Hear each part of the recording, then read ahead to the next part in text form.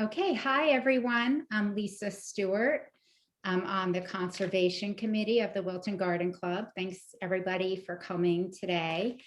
The topic today is winter sowing, which is just, as you can see on your screen, a great method for outdoor seed starting. It uses gallon jugs like these or other containers like this salad container, or even this container from the best organic tomatoes that you get at Stop and Shop. You can use any of these containers for it. The gallon jugs are the primo method, but I like this one for ground covers and like things like Crystal Palace lobelia and things like that, things that don't get tall. This works really great because you just got a lot of real estate in there. Okay. So why would you bother to do this?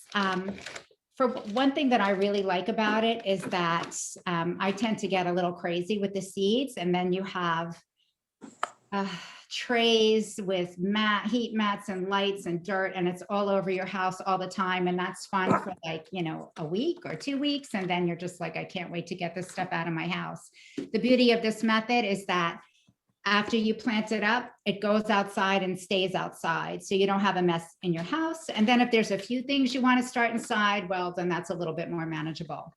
The other great thing about it is that, especially, I know many of us on the call are interested in growing native plants for our meadows and other areas of our gardens. And by planting on these containers and then putting outside, they naturally get the stratification they need. So you don't need to put them in your refrigerator or freezer or put them on paper towels, like all the things that people do to achieve germination. It just automatically happens right in here. The other benefit of the method is that they germinate more quickly than if you just scatter them outside, which also works great. But this gives you like a little bit of a jump on the season. And because of the heat that is contained in the jug.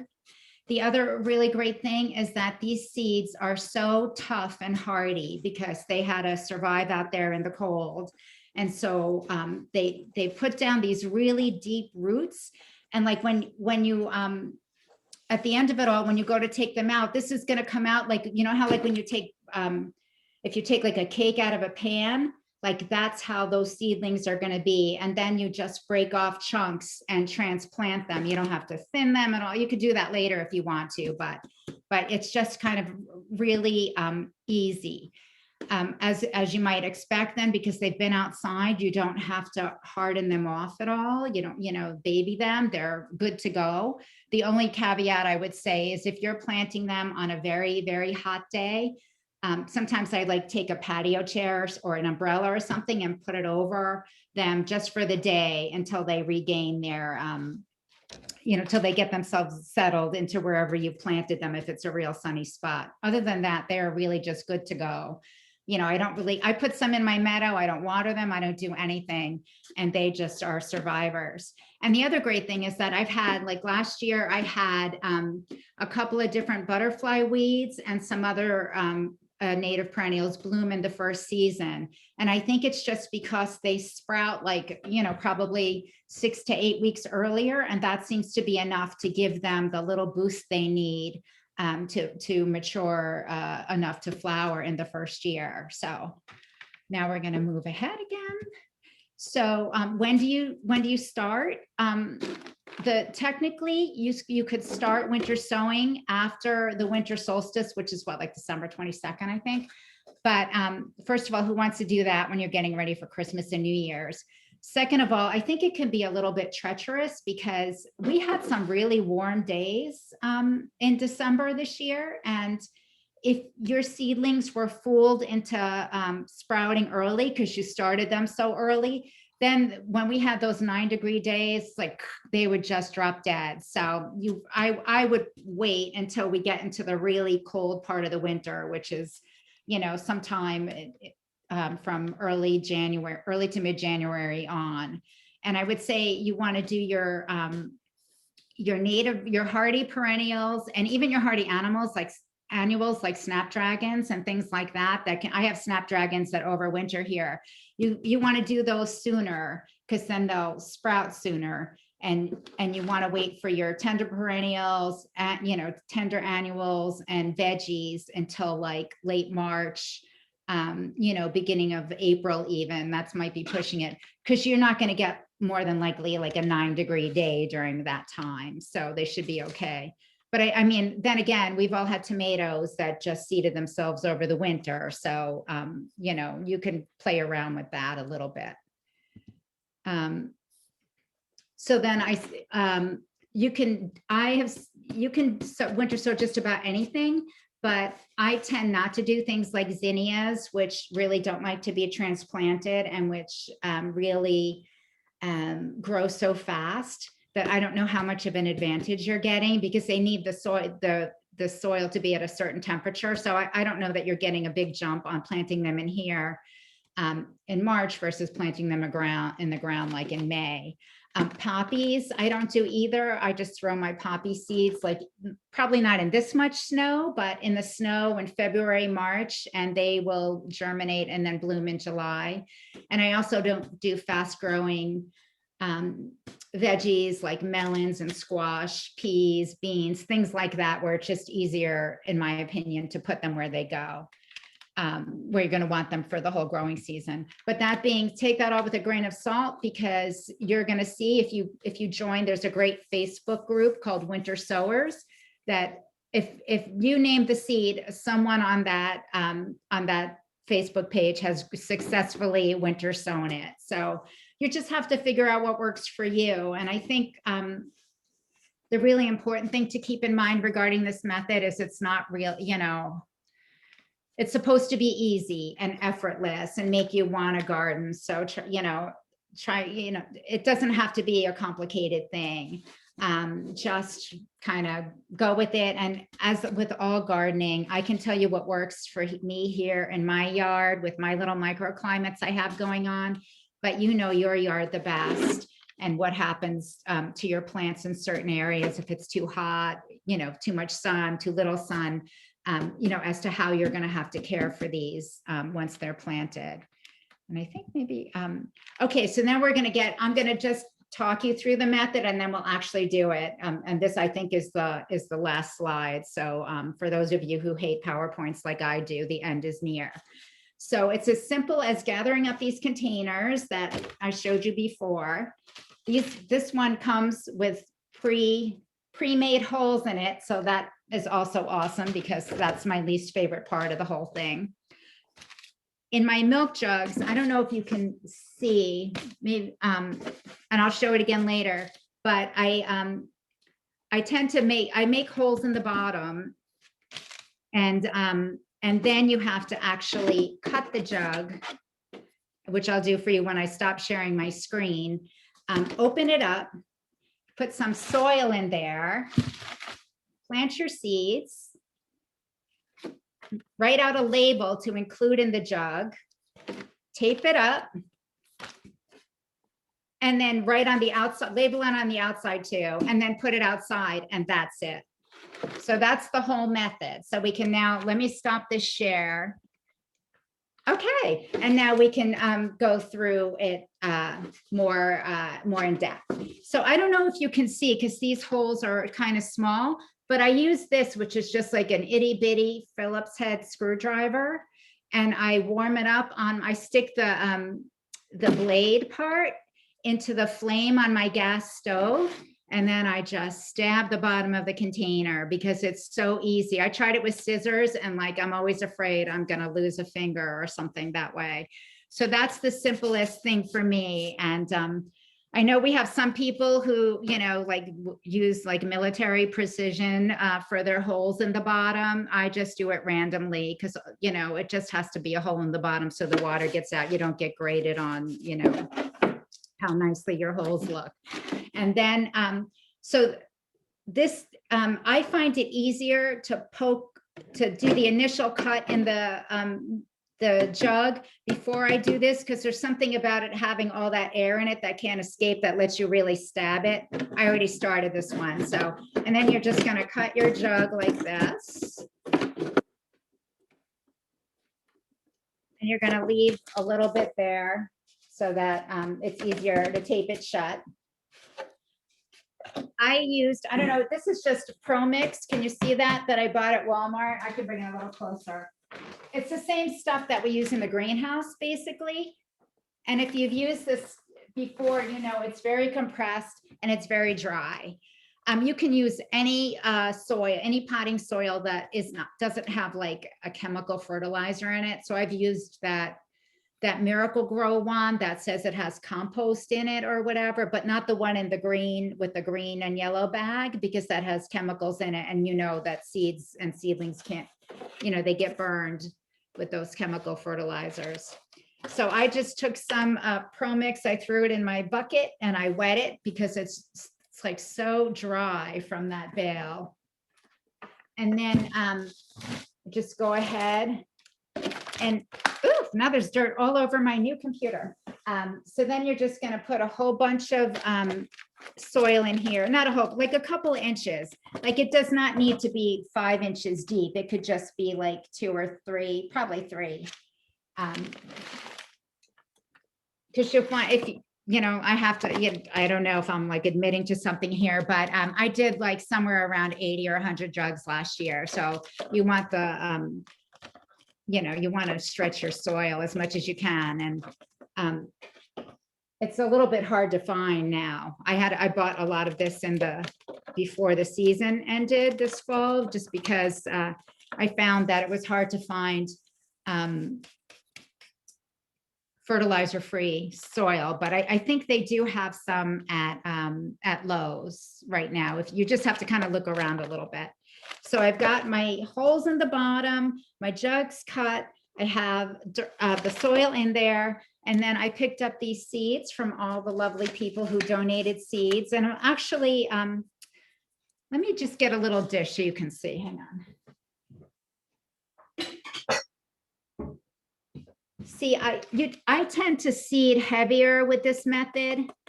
And, you know, obviously everyone was very generous to share their seeds, but I also, you know, 100 milk jugs is a lot of jugs, because once you plant them, then you have to figure out what to do with the leftover. And what I tend to do actually is use the bottom to share plants with people. Like if I'm going to dig up or share plants from my garden, I put them in these just so that I feel like I'm using them another time.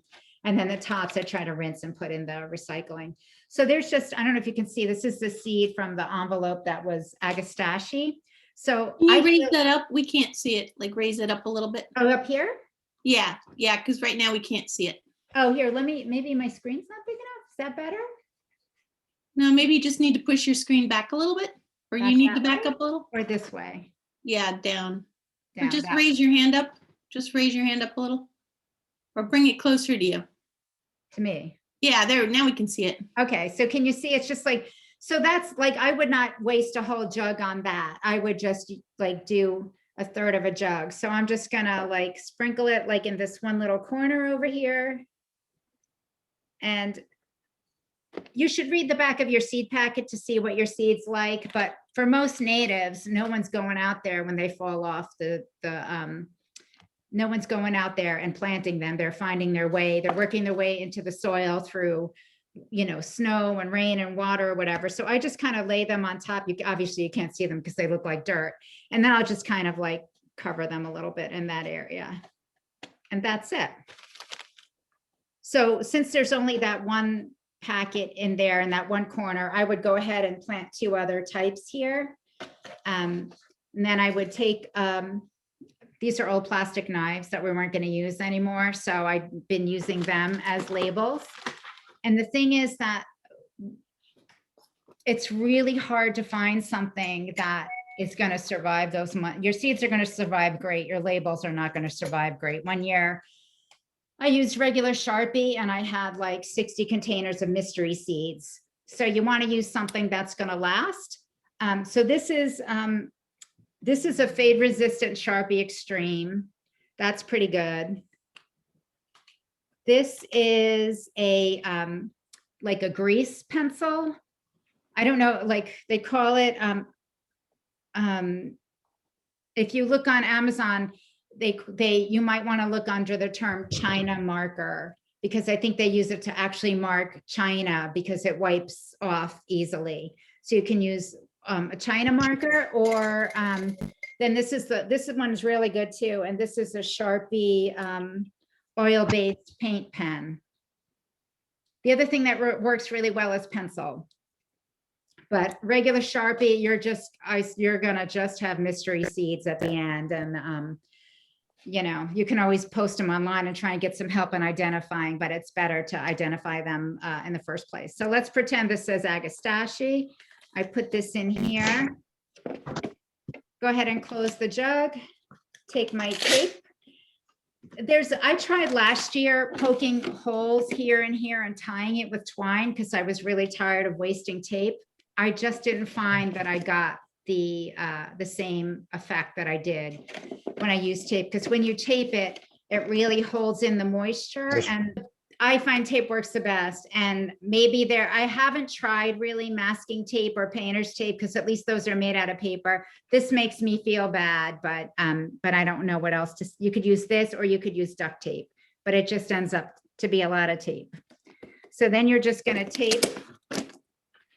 It's always the hard part. And it doesn't have to be a beautiful masterpiece. It just has to create the sealed shut so that you can pick it up and it's going to be fine. Then, so I make sure, I probably should have said this before, my soil was damp. You want to make sure your soil's just, you know, moist enough like that you would plant seeds in it. I don't water mine again after usually, because I feel like it makes the seeds float around in there. Then people do it different ways. There's people who also poke holes in the top and leave the top off. I leave the top on because I think it increases the heat and makes them germinate faster. And then I'll just take this jug and stick it outside. Right now I have like this much snow outside. So I'm going to go out there and I'm going to stomp on an area and I'm going to put them in there, because we're going to get more snow at the end of the week. And you want them to be out there. They'll soak it up through the holes in the bottom. You know, they'll soak up moisture. I tend to put mine on like an area that's dirt underneath, rather than like a walkway or a concrete pad or something like that, just because I feel like the contact with the soil lets them kind of regulate their own moisture through the bottom.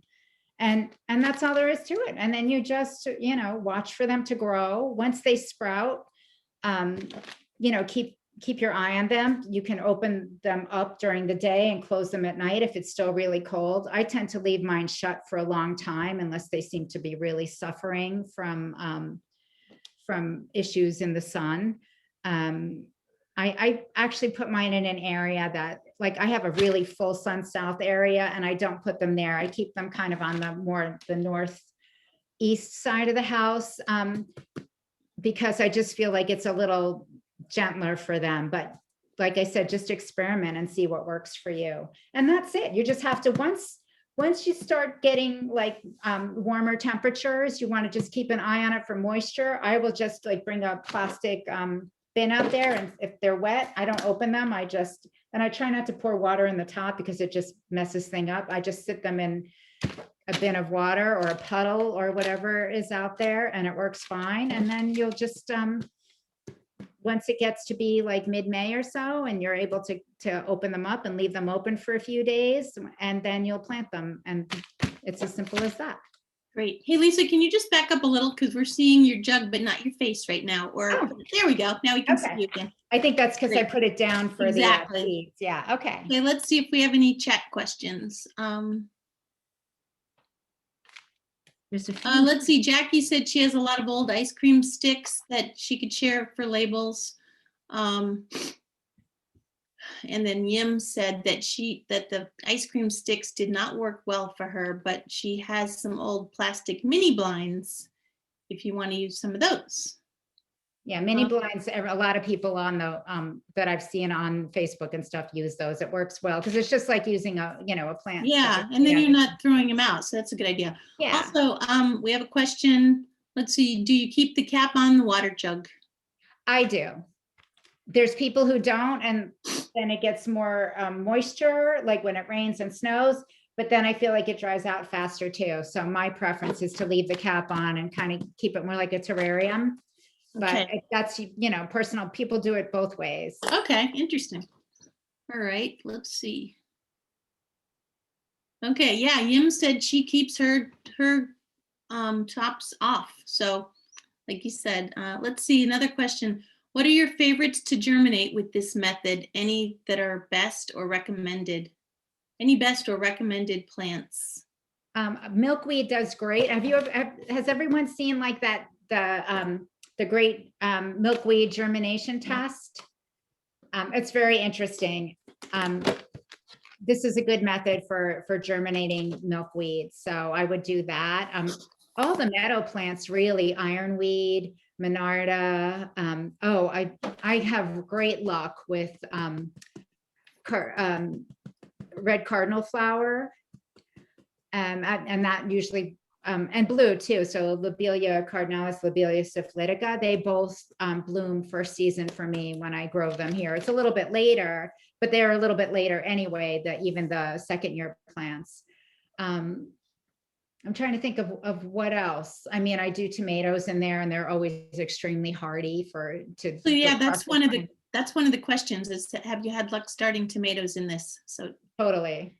great. Yeah, it's really good. I don't know why, but tomatoes seem to really like it. Wow, I'm surprised. So that's good. And then the other ones that I've had really good luck with, there's some red salvias that are annuals, and they're fantastic in here. Sweet pea, if you want to do like sweet pea vines, I have really good luck with those last year. I know almost everything, you know, even if you have old seeds, like this is a great method to try with them because the seeds like it. And so you tend to get better germination from old seeds than you would if you did them in the house. Okay. All right. Let's see if we have a couple more questions. Someone asked, I think you covered this, but you can refresh us. It says, Lisa, last year I thought we sealed the jugs with twine. Do you think tape is better? Yeah, I mean, I did mention that. Yeah, we did some of them. I tried it both ways last year because I hate wasting this tape. And so if you can do it with twine, you would just punch a hole, you know, in the bottom and in the top, and then thread the twine through and tie it. Some of my jugs were okay when I could really get like the top to fit into the bottom without a gap. But I found if there was any kind of gap, it just like they dried out too fast or it just didn't work as well. So I would love it if we could, I don't know if like, you know, Amazon's moved to paper tape, if that would work, or if even like a masking tape might work. I might experiment with that this year just because God knows there's enough plastic already. But I think you could probably, if it's not too dirty, potentially recycle it in with your plastic film, like that you can recycle at the grocery store with your used grocery bags. Probably you could do that with that tape. Okay. All right, let's see. We have another question. You mentioned that some native plants that get a good start can bloom the first year. Would all native plants flower the first season if they get a good start? Or do some simply need a full season before they bloom? You know, I think, yes, I think that's true. Some need a full season before, well, 2 seasons really, right? Look, I don't know how you count that, but yeah, I had senna. I have to say I've had good luck. I don't think all of them have bloomed first year. I'm trying to think but a lot of them did first year for me last year, even stuff like senna. And if anyone wants some seeds, I have enough to share. Senna hepkera, which is like an endangered plant in Connecticut. I got some seeds from the Westchester Native Plant Trust, and I grew them like 3 years ago. And then I've been collecting seeds every year since. That's an awesome plant that you can even grow a hedge out of. And it's endangered in Connecticut, so it's a nice one to grow. Great. Okay, let's see. We have someone was asking, do you see any pitfalls to this method? I think to me, the biggest pitfalls are having to deal with plastic tape and plastic jugs after it's over. So that's why, like I said, when I was sharing plants last spring, I just cut the bottom totally off and used that as a flower pot to share, you know, either seedlings I grew in my jugs or other stuff from my garden to share with other people. Just figuring at least I got at least one more use out of it. Because unless you really clean them, I don't know that you can put them in your recycling. And then the tops stay pretty clean. So you could, if you cut them off to share, then you could throw the tops, I believe, in the recycling. Yeah, could you just reuse the whole thing again? Just, or do you Yeah, I think guess that's, you could, but you'd have to kind of clean it just yeah, because, you you rinse know, it out? yeah, I mean, I don't think it has to be pristine, but yeah, but I mean, if you want that stuff hanging around your house, I just, Well, that's there true. comes a point where I'm like, just get it out of here. It depends So, how many you do, I guess. yeah, All right, right. let's If you're see. not, yeah, if you're moderate in your habits. Yeah, then yeah, that's if you don't do fine. 100. Yeah. Okay, one more question and then I'll quit the recording and then people can talk more. Let's see, Jackie says we still have a lot of seeds that Trackside gave us and they're not cleaned, but anyone is welcome to them. So you can contact her for that.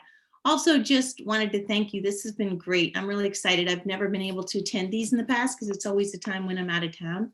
So I'm glad we could do it. And you have lots of kudos here. An excellent presentation. Great job, Lisa. Great My pleasure. presentation. Thank you. Very interesting method. I'll definitely give it a try. Thank you. Thank you, Lisa. I'm looking forward to experimenting again this year. So that's great. So thank you so much. Yeah, no,